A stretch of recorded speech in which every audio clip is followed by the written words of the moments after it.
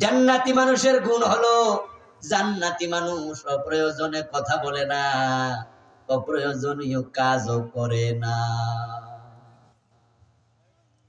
এই গুণ মিলান নিজের সাথে। আমাদের অভ্যাস তো হলো আমরা বুঝলেও বলি, না বুঝলেও বলি, জানলেও বলি, না জানলেও বলি। আমাদের মুখকে থামাবে।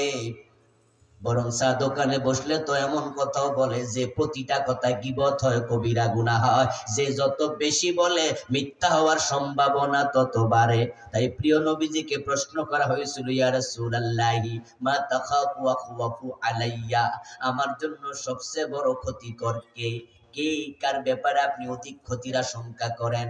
প্রিয় নবীজি উনার জিহ্বাটা ধরলেন, ফাকালা হাযা, তারপরে বললেন তোমার সবচেয়ে বড় ক্ষতির কারণ, তোমার জাহান্নামে যাওয়ার সবচেয়ে বড় উপলক্ষ, তোমার দুনিয়ার সবচেয়ে বড় দুশমন তোমার নিজের জিহ্বা।